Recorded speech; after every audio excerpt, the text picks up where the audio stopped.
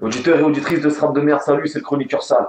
En ce début d'année, on se revoit pas pour une chronique sale, mais justement pour faire un bilan de l'année écoulée et de parler de toutes les sorties 2017, ou quasiment toutes les sorties 2017.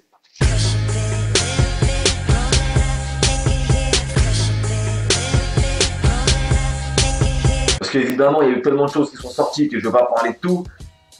Sachez qu'il y a eu plein d'autres choses que j'ai écoutées que les artistes dont je vais vous parler, mais qu'il fallait bien faire un choix. Alors aussi, je ne m'attarderai pas sur les artistes dont j'ai déjà parlé dans une chronique sale, à part si j'ai des trucs à rajouter. Mais je vais parler des choses que j'ai kiffées, ou celles que j'ai trouvées nulles à chier, quelques trucs que j'ai trouvés entre les deux, bref. Donc c'est parti pour janvier 2017.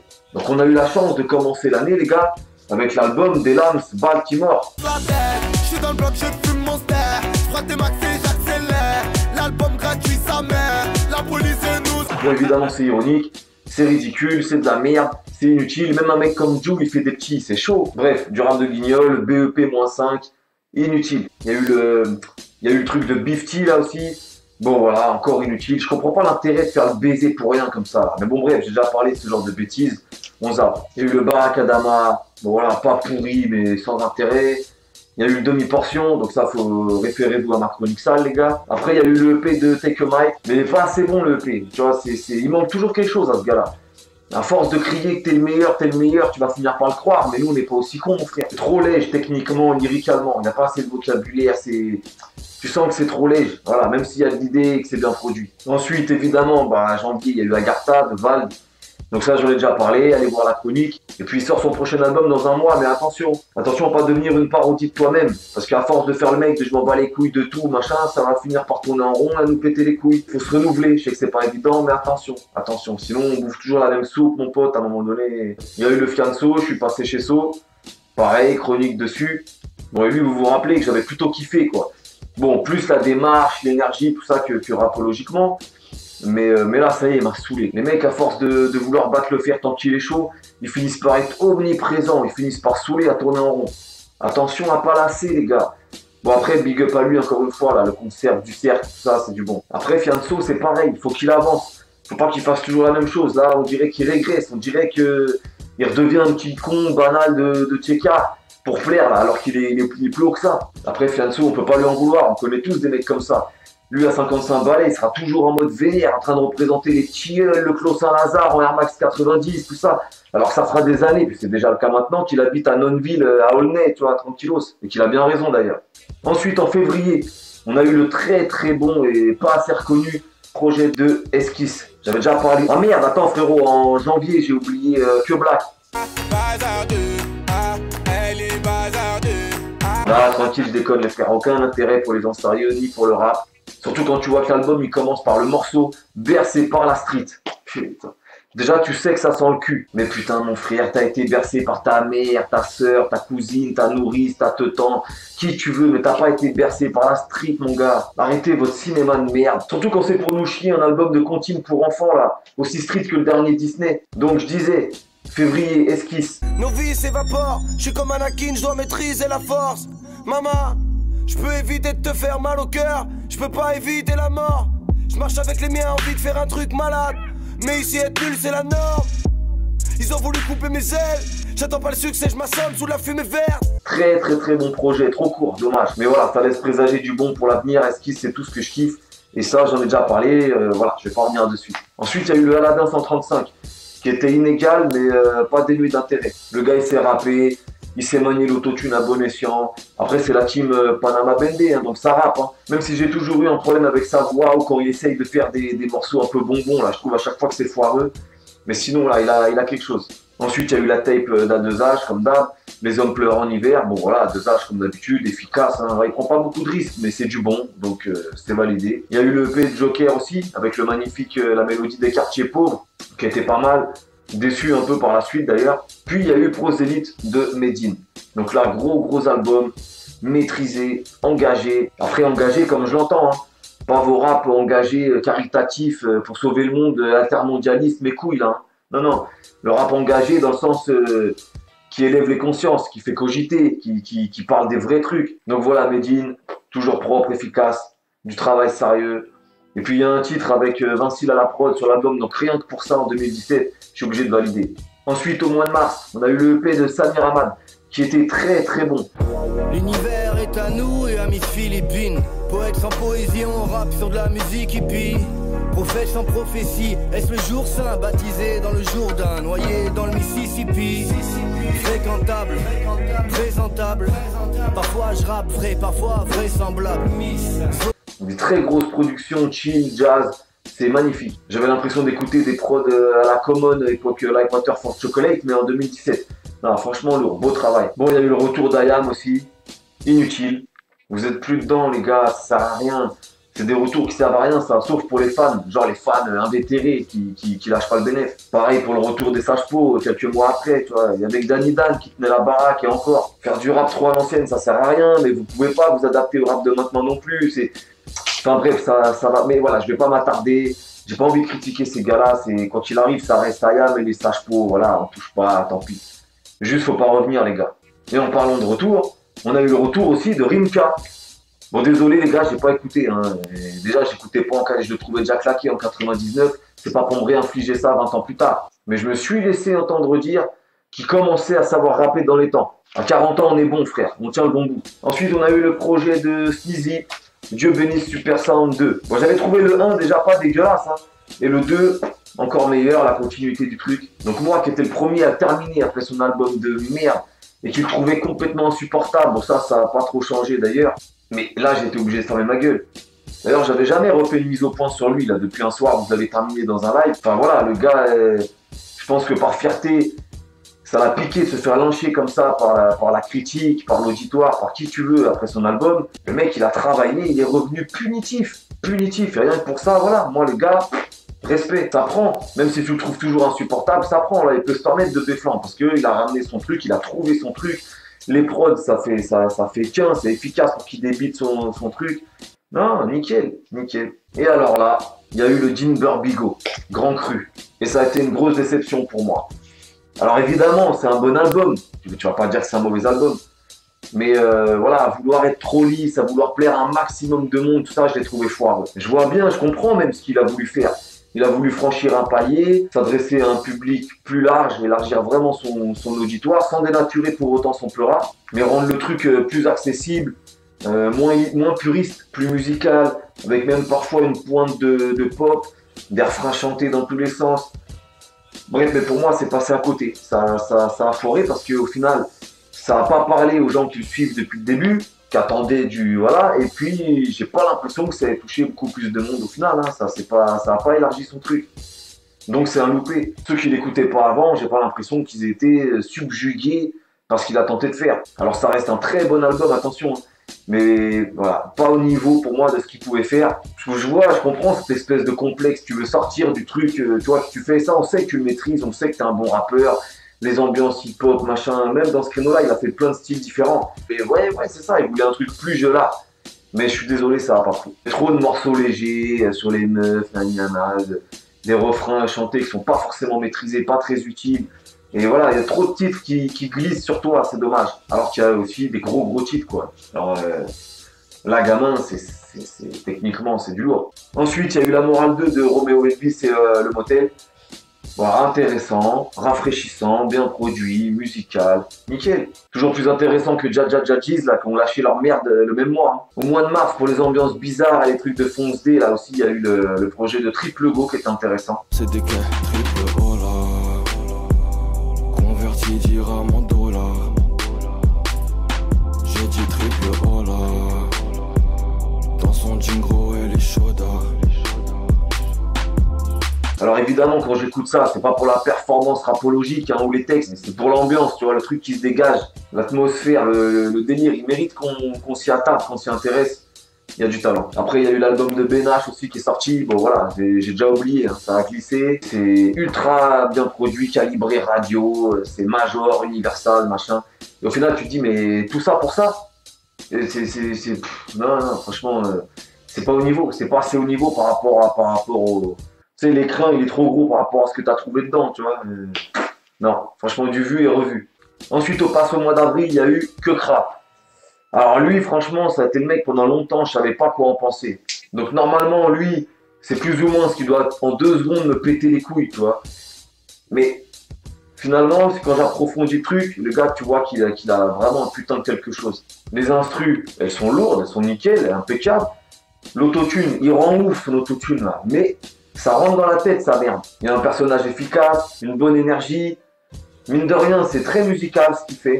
Bon, faut tâter, hein, mais il y a quelque chose de très musical. Il ressemble à personne, il se prend pas au sérieux. Bref, contre toute attente, franchement, j'ai apprécié. Ensuite, j'en place une pour le bon petit projet de l'ED Markson.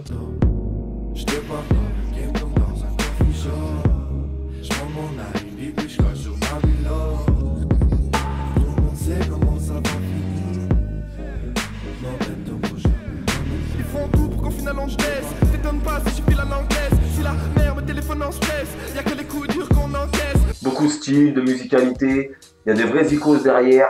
Franchement, c'est du travail de qualité, j'ai bien kiffé. Encore un belge. Puis, il y a eu l'album de Columbine. Columbine. Ouh, putain les frères, ça y est, là, ce roulement de tambour là, tous les geekos ils sont mal. Donc je sais pas quoi vous dire les gars, à part que ça me parle pas, mais ça me parle pas du tout. Et que je connais personne d'ailleurs à qui ça parle autour de moi, et même chez les petits, même chez les plus jeunes que moi. Mais après je comprends que ça puisse plaire, et je comprends à qui ça plaît surtout, et pourquoi. Et voilà, mais ça j'y reviendrai dans une chronique sale à l'avenir. Là tout ce que je peux vous dire c'est que voilà, j'ai pas apprécié l'album. Et pourtant, vous savez que je sais écouter, je peux écouter objectivement. Il y a eu le EP de Virus aussi qui est sorti. 9 sur 10 à chaque phase, je marche sur l'or à chaque pas. Je veux me libérer de ces tracas, les petits veulent juste plus de bras d'ailleurs. Je suis dans la zone sans bloc résidentiel. Yeah, venu chercher la Rolls présidentielle. Knowledge j'ai la sagesse, quand le mal m'appelle sans s'inquiète. Voilà, du très sérieux, du très bon peur. Le Damso, il a eu sa chronique. Il y a eu le Eddie Hyde qui a sorti aussi son album. Il est passé un peu inaperçu d'ailleurs. C'est dommage parce qu'il y a quelque chose à faire. Tu vois, un groupe comme ça, il y a plusieurs gars, plusieurs univers, plusieurs styles, plusieurs flows et tout. Après, c'est vrai que c'était un peu faiblard quand même. Trop inégal encore une fois, quelques prods un peu, tu vois, un peu gadget. Et puis les mecs, ils ont pas tous le même niveau, donc ça déjà c'est relou. Ensuite, on passe au mois de mai, on a eu Lone Psy, ou Lone Psy, je sais jamais comment on dit. Franchement, pas mal.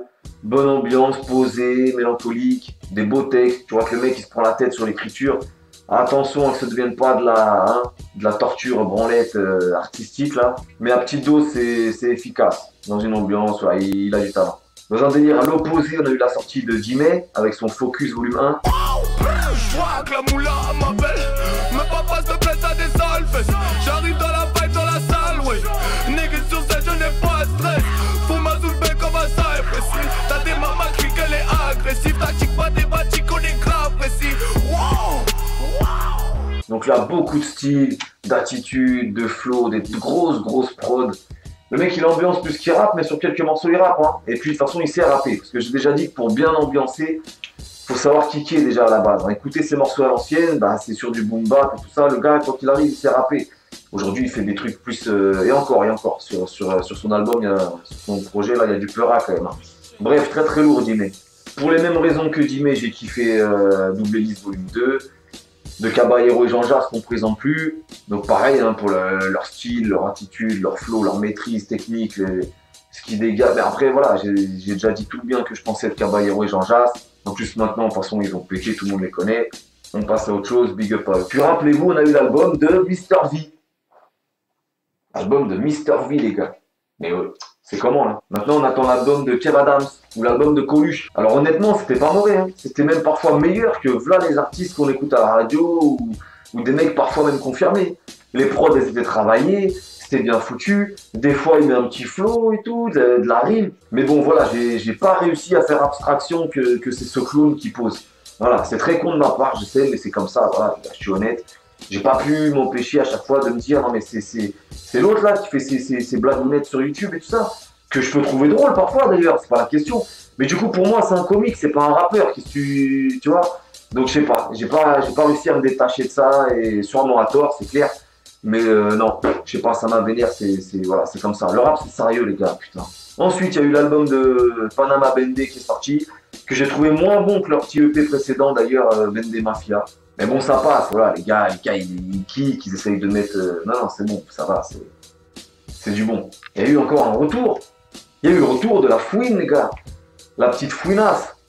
Bon voilà, j'ai survolé seulement, hein. Lui c'est pareil, il m'a déjà dit, qu'est-ce que je vais écouter ça? Ça n'a aucun intérêt, le mec il sait plus où il va, il sait pas où il va. Et un coup il est hyper bolos, un coup c'est un super thug, mais je comprends pas ce mec là. Puis on arrive au mois de juin, où là il y a eu beaucoup de choses que j'ai kiffé, ou d'autres au minimum qui étaient intéressants. On va commencer par les trucs intéressants. Il y a eu le Pacific de DC's. Et franchement, c'était un album chelou, risqué, mais il a eu le mérite de le faire. Franchement, tout n'est pas réussi dans l'album. Des fois, c'est trop tiré par les cheveux où tu te dis, non, le gars, il est fou, il va trop loin.